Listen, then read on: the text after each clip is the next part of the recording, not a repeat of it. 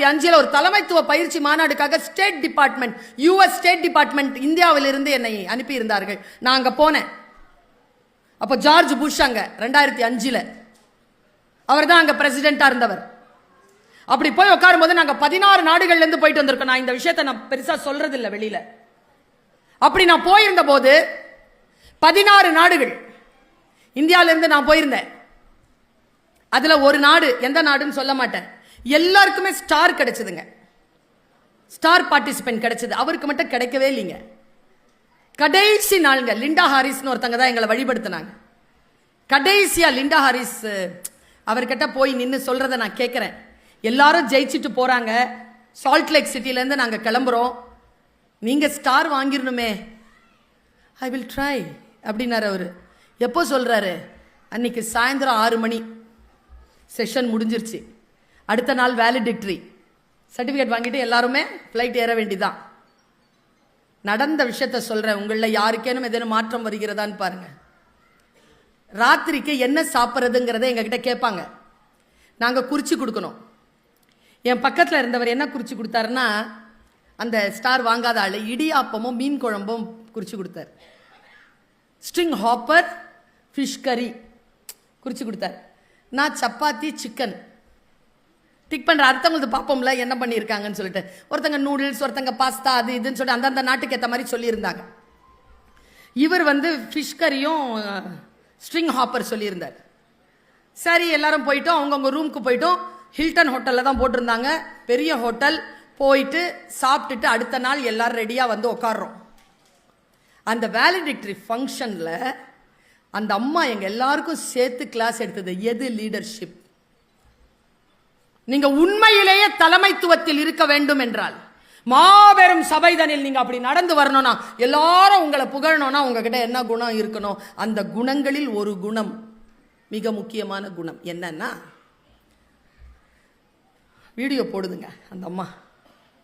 அந்த ஆள் உள்ள சாப்பாடு டேபிள் நகர்த்திக்கிட்டு வராங்க. உள்ள ஒருத்தர் வராரு, இந்த ஸ்டார் வாங்கலல்ல, அவருடைய ரூம் திறக்குது. அவர் உள்ள கூப்பிடுறாரு. உள்ள கூப்பிட்ட உடனே சைன் பண்ணி அனுப்பிச்சிடுறாரு. அவ்வளோதான்.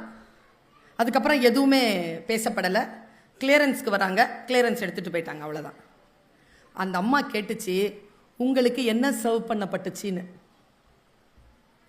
அவர் சொன்னார், சிக்கன் அண்ட் சப்பாத்தின்னு சொன்னார்.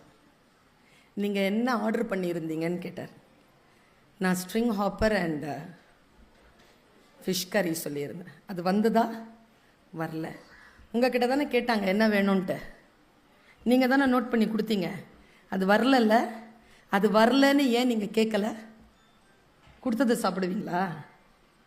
ஒரு லீடர் தான் எதை நிர்மாணித்து விட்டானோ, எதை தீர்மானித்து விட்டானோ, அந்த தீர்மானித்ததிலிருந்து ஒருபோதும் அவன் தன்னை விலக்கிக் கொள்வதில்லை. நின்று எதிர்த்து அதை கேட்டு அதற்கான கிளியரன்ஸ் வாங்காம அவன் அதை ஏற்றுக்கொள்வதே இல்லை. நீங்கள் உங்கள் கூச்ச சுபாவத்தாலும், உங்கள் பேரன்பு மிகுதியாலும், உங்களுடைய தன்னம்பிக்கை இன்மையாலும் நீங்கள் ஸ்டார் என்கின்ற இதை வாங்குவதற்கான வாய்ப்பை இழக்கிறீர்கள் என்று அவர் சொன்னார்.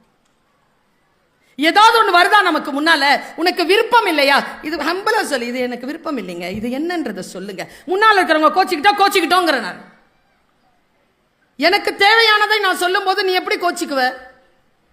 அதுல என்ன இருக்கு? நம்முடைய வாழ்க்கை நமக்கானது. அது ஒரு முறை வருகின்ற வாய்ப்பு. அதில் நன்மை தீமைகள் கலந்து இருக்கும். சுயமரியாதையுடன் புறப்பட்டு இருங்கள். பல நேரங்களில் நாம் செய்யக்கூடிய மிகப்பெரிய தவறுகள்ல ஒண்ணு என்ன தெரியுமா? சாதாரணமா ஜெயிச்சிடலாங்க கூட்டத்தில், சாதாரண கூட்டத்தில் ஜெயிச்சிடலாம். ஜெயிக்கிறவங்க எல்லாம் கூட்டத்தில் போய் போட்டாங்கன்னு வச்சுக்கோங்களேன், அவங்க தோத்துருவாங்க. உதாரணத்துக்கு சொல்லவா, ஃபர்ஸ்ட் மார்க் வாங்குற பொண்ணு இருக்குல்ல, அவளை கொண்டு போய் ஜீனியர்ஸ் இருக்கக்கூடிய கூட்டத்துக்குள்ள போடுங்களேன். அவ புறச்சூழ்நிலைகளால் மட்டுமே அவ ஜெயிச்சிட்டு இருக்கிறான்னா, அவ அகச்சூழ்நிலை சரியாக இல்லை என்றால் அந்த ஜீனியர்ஸ் மத்தியில அவளால் சஸ்டெயின் பண்ணவே முடியாது, தோத்துருவா. ஜெயிக்கிறதுங்கிறது அப்படிங்கிறது புறச்சூழ்நிலைகளால் வருவதில்லை, உள்ளிருந்து கிளம்புகின்ற மிகப்பெரிய ஆற்றல். அது அந்த ஆற்றல் யாருக்கு இருக்கிறதோ அவர்கள்தான் தலைமைத்துவம் பெறுகிறார்கள், அவர்கள்தான் சபையில் நடக்கிறார்கள், அவர்களுக்குத்தான் மாலை விழுகிறது, அவர்கள் சொல்லுவதை இந்த உலகம் கேட்கிறது. நன்றி, வணக்கம்.